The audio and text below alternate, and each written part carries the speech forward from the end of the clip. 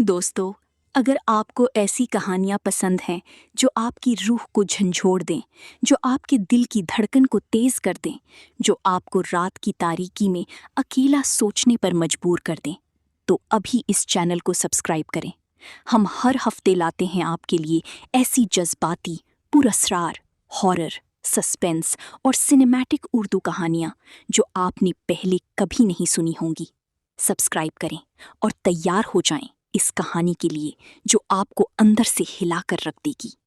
آپ کو شاید لگے کہ یہ کہانی محض ایک کپڑے کی ہے، ایک پھٹی شلوار کی، لیکن میں آپ کو بتاتا ہوں، وہ پھٹ کبھی صرف کپڑے میں نہیں ہوتی تھی، وہ پھٹ میری روح میں بھی تھی، اور جس رات وہ ظاہر ہوئی، اس رات کے بعد ہمارا گھر وہی نہیں رہا جو پہلے تھا۔ میرا نام رضیہ ہے، میں ضلع وہاڑ کے ایک چھوٹے سے قصبے میں پلی بڑھی۔ میرے گھر میں 3 کمرے تھے، ایک صحن، ایک پرانا نیم کا درخت اور ایک سسرال جو دیواروں میں نہیں، آنکھوں میں رہتی تھی۔ میری ساس، جنہیں گھر میں سب باجی کہتے تھے، کی آنکھیں ایسی تھیں جیسے کمرے کے ہر کونے میں لگی کیمرے ہوں۔ وہ کچھ بھی نہیں بھولتی تھیں اور کچھ بھی معاف نہیں کرتی تھیں۔ اس دن کی صبح عام سی تھی، کڑوی چائے کی بھاپ، تنور کی دھوئیں اور صحن میں بچوں کی چیخو پکار۔ میں جلدی میں تھی کیونکہ میری چھوٹی نند کی شادی کی تیاریاں تھیں۔ کپڑے پریس کرنے تھے، برتن دھونے تھے اور اوپر سے مہمان آنے والے تھے۔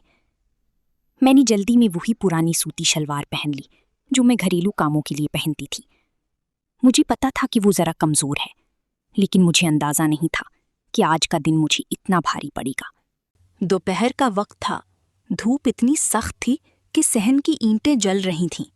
میں پریشر کوکر چڑھا کر چاول چھان رہی تھی جب باہر سے گیٹ کھلنے کی آواز آئی۔ میری ساس کی بہن خالہ حمیدہ آ گئی تھیں اور ان کے ساتھ گاؤں کی 4 اور عورتیں۔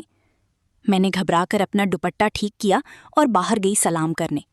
ابھی میں جھک کر خالہ حمیدہ کے پاؤں چھونے کی کوشش کر رہی تھی کہ پیچھے سے ایک عجیب آواز آئی، ایک ہلکی سی آواز، جیسے کپڑا چر جائے۔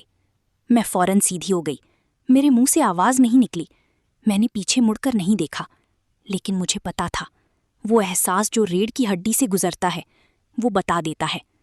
میری شلوار پھٹ گئی تھی اور اس لمحے صحن میں 5 عورتیں کھڑی تھیں۔ ایک لمحے کی خاموشی، پھر خالہ حمیدہ کی نظر گئی اور میں نے ان کی آنکھوں میں وہ چمک دیکھی جو صرف تب آتی ہے جب کسی کو کوئی راز مل جائے۔ میں نے فوراً اپنا دوپٹہ پیچھے کی طرف کھینچا، مگر دیر ہو چکی تھی۔ اگلے 5 منٹ میری زندگی کے بھاری ترین 5 منٹ تھے۔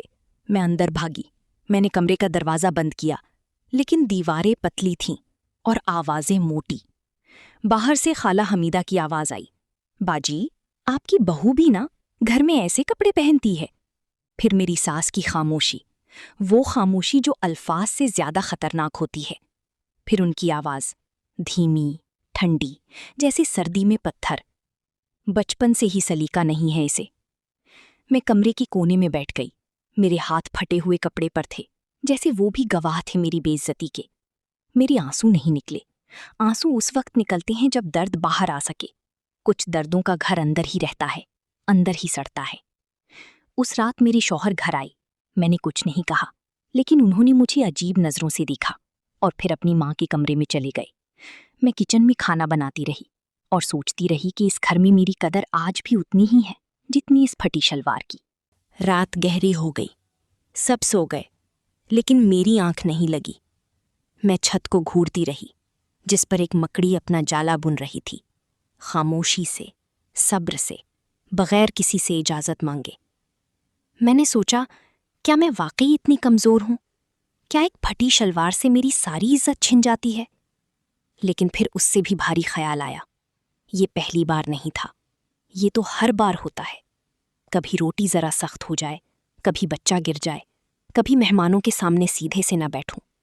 ہر بار ایک نئی وجہ، ایک نئی بے عزتی۔ میں اٹھی، میں نے وہ پھٹی شلوار اٹھائی جو کونے میں پڑی تھی۔ میں نے اسے دیکھا۔ پھٹ اتنی بڑی نہیں تھی، لیکن جو پھٹ دلوں میں تھی وہ بہت گہری تھی۔ میں نے وہ شلوار صندوق میں رکھ دی، اس لیے نہیں کہ میں اسے چھپانا چاہتی تھی، بلکہ اس لیے کہ وہ اب میرے لیے ایک یاد دہانی تھی۔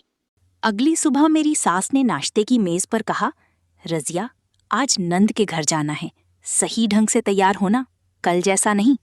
یہ جملہ ایسے کہا گیا جیسے سب جانتے ہیں، سب سمجھتے ہیں اور سب خاموش رہیں گے۔ میرے شوہر نے نظر اٹھا کر نہیں دیکھا، بچے اپنی پلیٹوں میں مصروف تھے۔ میں نے صرف جی کہا، لیکن اندر کچھ بدل گیا تھا، جیسے کوئی تار ٹوٹ جائے۔ آواز ایک بار ہوتی ہے، پھر خاموشی، لیکن وہ تار دوبارہ نہیں جڑتا۔ نند کے گھر پہنچی تو میں نے سب کے ساتھ مسکرا کر بات کی۔ رشتہ داروں نے تعریف کی، رضیہ کتنی سلیقہ مند ہے۔ میری ساس نے بھی آج تعریف کی، لیکن اس تعریف میں وہی ٹھنڈک تھی، جیسے وہ لوگوں کو دکھا رہی ہوں کہ دیکھو میری بہو کتنی اچھی ہے، جبکہ گھر کے اندر کا سچ صرف ہم دونوں جانتے تھے۔ شام کو واپسی پر گاڑی میں میری ساس اور شوہر آگے بیٹھے تھے، میں پیچھے بچوں کے ساتھ تھی۔ کھڑکی سے باہر دیکھ رہی تھی، کھیت، خالی سڑک، دور کوئی ٹوٹا ہوا مکان۔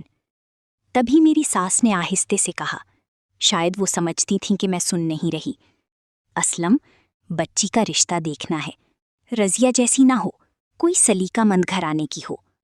میرے شوہر نے کچھ نہیں کہا۔ میں نے کھڑکی سے باہر دیکھتے ہوئے آنکھیں بند کر لیں۔ اس لمحے مجھے پتہ چل گیا، میں اس گھر میں کبھی کافی نہیں ہو سکتی۔ کتنی بھی محنت کروں، کتنی بھی قربانی دوں، وہ آنکھیں مجھے ہمیشہ اس پھٹی شلوار والی رضیہ کی نظر سے دیکھیں گی۔ اس رات میں نے پہلی بار فیصلہ کیا کہ میں لکھوں گی۔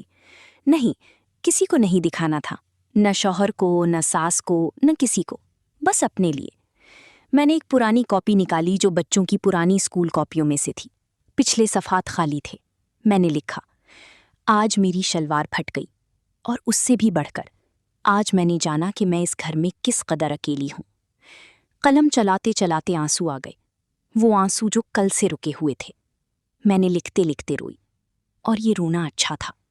یہ رونا وہ نہیں تھا جو بے بسی میں آتا ہے، یہ وہ تھا جو دل کی صفائی کرتا ہے۔ باہر رات کی خاموشی تھی، کتے دور کہیں بھونک رہے تھے، نیم کا درخت ہوا میں ہل رہا تھا، اور میں، ایک ٹوٹی ہوئی عورت، پہلی بار اپنے آپ سے بات کر رہی تھی۔ مہینے گزرتے گئے، کاپی بھرتی گئی، میں لکھتی رہی، خوشیاں، تکلیفیں، باتیں جو میں کبھی کہہ نہیں سکی۔ ایک دن مجھے پتا چلا کہ محلے کی ایک بیگم کلاسز لیتی ہیں، اردو لکھنے کی، پڑھنے کی۔ میں نے ساس سے اجازت مانگی۔ انہوں نے پوچھا، کیا فائدہ؟ میں نے کہا، بچوں کو پڑھانا ہے۔ انہوں نے اجازت دے دی، لیکن آنکھوں میں وہی ٹھنڈک تھی۔ میں کلاس جانے لگی، ہفتے میں 2 بار۔ وہاں اور عورتیں تھیں، مختلف عمروں کی، مختلف حالات کی، اور پہلی بار مجھے محسوس ہوا کہ میں صرف کسی کی بہو نہیں، میں ایک انسان ہوں، ایک ایسا انسان جس کے اندر کچھ ہے، کوئی آواز ہے جو سنی جانے کی حقدار ہے۔ آج وہ پھٹی شلوار ابھی بھی میرے صندوق میں ہے۔ میں نے اسے پھینکا نہیں، نہ اسے سیا، اس لیے نہیں کہ میرے پاس وقت نہیں تھا، بلکہ اس لیے کہ وہ پھٹ مجھے یاد دلاتی ہے کہ جب سب نے مجھے اس پھٹ کے لیے پرکھا تو میں نے اپنے آپ کو بھی پرکھا، اور میں نے جانا کہ میرے اندر کوئی پھٹ نہیں ہے، بس زخم ہے، اور زخم ٹھیک ہو سکتے ہیں۔ میری ساس اب بھی وہی ہے، میرے شوہر اب بھی خاموش رہتے ہیں، گھر میں وہی دیواریں ہیں، وہی نیم کا درخت، وہی کمرے، لیکن رضیہ بدل گئی ہے۔ اب جب کوئی مجھے اس نظر سے دیکھتا ہے، میں نظر ملاتی ہوں، جھکتی نہیں، کیونکہ مجھے پتا ہے پھٹا ہوا کپڑا اور پھٹی ہوئی عزت میں فرق ہوتا ہے۔ کپڑا پھٹتا ہے، انسان نہیں پھٹتا، جب تک وہ خود نہ چاہے۔ یہ کہانی ختم نہیں ہوئی، یہ کہانی ابھی شروع ہوئی ہے۔